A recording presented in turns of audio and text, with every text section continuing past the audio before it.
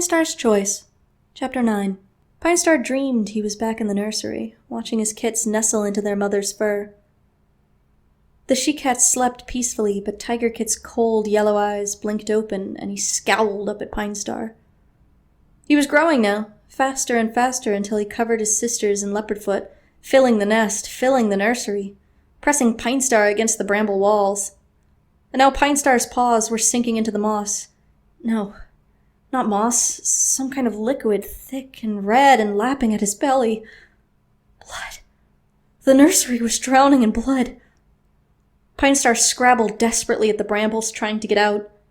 Behind him, Tiger Kit's breath was hot on his neck, and he could hear his son growling from deep in his belly. The blood rose higher, splashing against Pinestar's muzzle, pulling him down. He was lying on icy stone, somewhere high up, with only the starlit sky above him. Silver-furred cats surrounded him, their faces obscured by mist. Pinestar tried to sit up, but he was pressed down by invisible paws. "Your son is evil," hissed one of the cats. Pinestar couldn't see which one because the fog was too thick. "He's only a kit," Pinestar protested. "You won't be a kit forever. Your clan is in danger." "What can I do?" Pinestar wailed. There was a moment of silence, when even the wind dropped, and then a voice murmured, "Kill him." Pinestar flinched in horror. "No!" "Kill him. Kill him. Kill him. Kill him. Kill him. It is the only way to save your clan."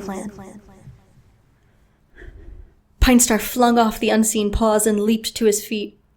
"I cannot kill my own son!" The mist on the mountaintop vanished. He was standing in his den, shreds of moss clinging to his fur, his flanks heaving. Goosefeather's face appeared in the entrance. "Having a bad dream, were you?"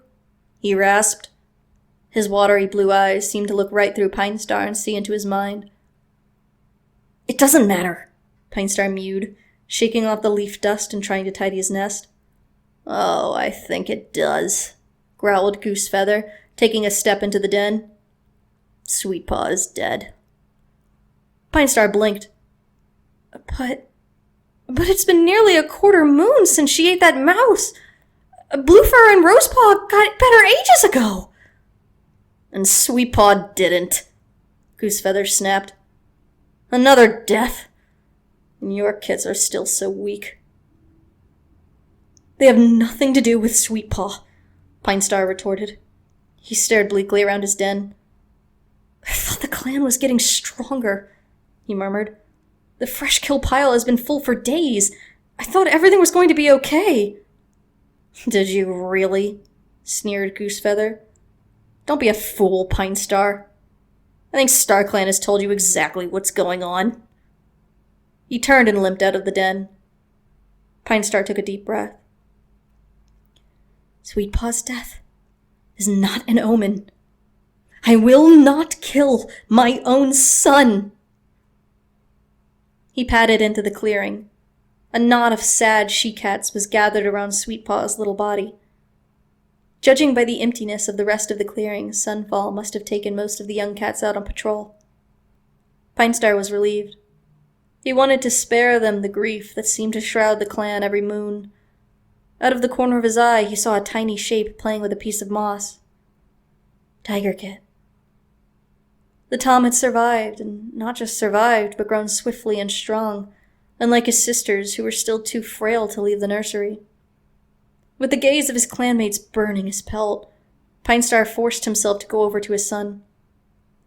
Tiger Kit looked up at him. "Sweetpaw's dead," he announced. I know," Pinestar mewed. "Are you really sad?" Tiger Kit asked. "Of course," Pinestar replied. The little brown Tom tipped his head on one side. "As sad as if I died. I mean, you're my father, so you must love me more than Sweetpaw or any of the other cats." Pinestar stared at his son in horror. Why is he talking about dying? Yes, Of course I love you and your sisters the most, but I care for every cat in ThunderClan. Tiger Kit seemed to lose interest in speculating about his death. Play with me. He pushed the ball of moss toward Pinestar. It rolled against his paw and he looked down at it. Kill him! But he is only a kit. You have to protect your clan. I'm sorry. I can't play with you today, Pinestar meowed. The blood was roaring in his ears and his vision blurred. I have to go somewhere. He turned and padded quickly across the clearing. Tomorrow! He heard Tiger Kit call after him. Pinestar didn't answer. He pushed his way into the gorse, relishing the way the thorns clutched at his fur and pricked his muzzle. I cannot be a father to this kid. Oh, Shanty, what do I do? He blundered through the undergrowth toward Two Lake Place. He had never missed Shanty more, never yearned more strongly that he had told her about the prophecy before she died. He had deliberately kept his dream from her, knowing she would have no understanding of StarClan and the meaning of omens. But now he wished he had trusted her with everything so that she could give her honest opinion, let him consider all of the possibilities, and dismiss the idea that the only way to save ThunderClan was to kill a helpless kid. When he reached the wooden fence, he stopped. He couldn't go to Shanty's home, not when he knew she wouldn't be there. The emptiness would be too heartbreaking. He decided to look for Jake instead. He trotted through the long grass until he reached the edge of Jake's territory. A quick leap over the fence and he was standing behind Jake's two-leg den. There was no sign of the ginger cat. He's with Quince, mewed a high-pitched voice. A strikingly elegant fawn cat with dark brown ears and paws was looking down at Pinestar from a tree on the other side of the wall. You're the wildcat, aren't you? Yes, mewed Pinestar. The stranger stood up and stretched each long, slender leg in turn. I'm Tyr, he mewed. See you around, I expect. He sprang out of the tree and vanished behind the wall. Pinestar stood on the grass, feeling the sun warm his pelt. The sense of Two Lake Place wafted around him, flowers and leaves and the faint hint of monsters. There was no stench of blood here, no hiss of fear or fury as cats fought over who was allowed to walk where. Some kitty pets were more bad-tempered than others, Pinestar had learned, but they never fought to the death. They're better at following the warrior code than we are. There was a noise behind him, and Pinestar turned to see Jake's female two-leg coming out with something in her front paw. It rattled, and Pinestar knew it was something Jake called his food bowl, containing the brown pellets that Jake ate. He pricked his ears, feeling a worm of curiosity stir in his belly. Was kitty pet food really that bad? The two legs saw him and made a soothing sound. She reached out with her empty paw, and Pinestar padded close enough for her to touch him. He had done this enough times with this two-leg to know that he didn't need to be frightened. He meowed in delight when she smoothed his fur from head to tail tip. She made more friendly noises, then put the food bowl onto the white stone path that surrounded the two-leg den. Pinestar took a step forward and stretched out his neck to sniff the pellets. They didn't smell too awful. There was a hint of rabbit, even. He licked one of the pellets, then jumped back to consider the taste. Definitely rabbit, and something else, a bit like pigeon. The two-leg murmured and bared her teeth at him. Pinestar knew this wasn't a sign of hostility. Quite the opposite. He bent his head and scrunched up a mouthful of pellets. The two-leg ran her paw along his back again, just the way he liked it. He purred, sounding rather muffled around the food. When the bowl was empty, Pinestar looked up at the two-leg and pressed himself against her hind legs. That was delicious, he mewed. Is there any more? Pinestar! What are you doing? Pinestar felt his belly flip over in horror, and the pellet stuck in his throat. How long had Lionpaw been standing on top of the fence? He ran across the grass, thinking furiously, You shouldn't be here! What if the kitty pet comes back? He hoped Lionpaw would remember Pinestar telling him about the ferocious kitty pet who had been causing trouble, and needed a close watch. RiverClan is invading! The princess meowed. You have to come! Another battle! Time seemed to slow down around Pinestar, and his mind whirled. At this very moment, his clanmates were fighting to defend a few paw steps of territory, a couple fox lengths of trees and grass that would provide prey for whichever clan was prepared to shed the most blood. I cannot do this any longer. No matter what he did, brave cats would die. He pictured Shanty's housefolk, bent double with grief over her death, and then the solemn, calm atmosphere in the camp that morning around Sweet Paw's body. Have we lost the ability to grieve? He wondered. Do we watch so many cats die that we cannot let ourselves feel true loss? Does any cat's life really matter at all? Then he thought of Tiger Kit, his own son, innocently playing with a bundle of moss with a cruel and terrible destiny hanging over him. StarClan must have known that he would never be able to kill this kit, whatever warnings they gave. If Pinestar could not prevent the threat, perhaps another cat would. A different leader. One who was able to guide Tiger Kit's paws to a brighter destiny. Every leader faces difficult choices, whispered a voice in Pinestar's ear. And yours will be the most difficult of all. Thunderstar. The cat who had given him one of his 9 lives. And here is my choice, Pinestar thought. To stay with my clan, or leave and follow a different path. He knew there was a place where he belonged, where he would be needed and loved and kept safe in return for a different kind of loyalty and honor. There was no choice at all. Or if there had been, Pinestar had made it already, without even noticing.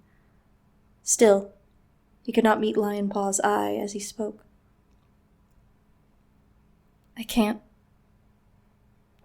Why not? Did the kitty pet hurt you? There is no kitty pet. Only me. You're just pretending to be a kitty pet, Lion Paw mewed in confusion. So the two-leg doesn't chase you away. Pinestar looked back at Jake's two-leg. She was holding the food bowl and watching them. She won't chase me away. She likes me. But you're our clan leader. You can't be friends with two legs. Oh, Shanty. This is the hardest thing I've ever done. I wish you were here with me. Pinestar took a deep breath. Then I can't be your clan leader anymore. I'm sorry, Lion Paw. I tried so hard, but I can't keep the clan safe. I'm too old, too scared of losing any more battles. Sunfall will make a better leader than me. Tell ThunderClan that I am dead. The apprentice narrowed his eyes in anger. No! I will not lie for you. You might not want to be our leader anymore, but you could at least be brave enough to tell the clan yourself. They deserve to know the truth, that you're leaving us to become a kitty pet. Pinestar hung his head. He couldn't blame Lion Paw for his fury. And the apprentice was right. His clanmates deserved a proper goodbye. They'd done nothing wrong, only served him loyally and courageously and to their deaths, like all good warriors. It wasn't their fault that Pinestar couldn't bear it anymore. Lion Paw was already racing across the grass and hurling himself over the fence. Pinestar followed, his paws suddenly light as he realized this was the last time he would have to enter the forest. The last time he would have to take responsibility for these cats who were so much braver, so much better able to fight for their survival than he was. And so much stronger to deal with Tiger Kit. Pinestar! Sunfall's call greeted Pinestar as he entered the clearing. Pinestar winced as he noticed the fresh blood on the deputy's ear. Adderfang and Stormtail stood behind him, deep claw marks in their fur. Oh, my clanmates, I am sorry that I did not fight alongside you today. You deserve more than this, I promise. Where were you? Sunfall meowed. Pinestar blinked. Did you win? Sunfall nodded. We chased those fish faces back as far as the river. They still have sunning rocks, that's a battle for another day, but they won't set foot across the border for a while. One more tiny victory. Until the next battle. Good. Pinestar mewed out loud. It's time. The last time I will summon my clan. The last time I will call myself a warrior. The last time I will breathe the air in this place that has been my home for so many seasons. The smooth gray stone felt familiar beneath his paws as he took his place on High Rock. He looked down at his clanmates, knowing he would dream about this sight for the rest of his life. Let all cats old enough to catch their own prey gather to hear what I have to tell you. Warriors and queens turned tired, grief-stricken eyes to face him. Pinestar felt a fresh wave of sadness roll in his belly. I wish I could take you all with me, he thought for one wild moment. Cats of ThunderClan, I can no longer be your leader. From now on I will leave the clan and live with housefolk in Two Lake Place. There was a pause of horrified silence, and then Stormtail hissed, You're going to become a kitty pet? Sunfall looked as if a hedgehog had just sprouted wings. Why? How could you? Wailed Poppy Dawn from where she crouched beside Sweetpaw's body. Pinestar bowed his head. I love you all. Please believe me. I have been honored to serve you this long, he explained. But the rest of my life will be spent as a kitty pet, where I have no battles to fight, no lives depending on me for food and safety. Coward! Adderfang snarled. Pinestar avoided the warrior's gaze. I have given 8 lives to ThunderClan, each of them willingly. But I am not ready to risk my 9th. What could be more honorable than to die for your clan? Rasped Weed Whisker. You would live among StarClan, Poppy Dawn mewed, and share tongues with clanmates you have lost. Pinestar forced himself to keep still and not run to the welcoming bracken behind him. I am doing this for ThunderClan.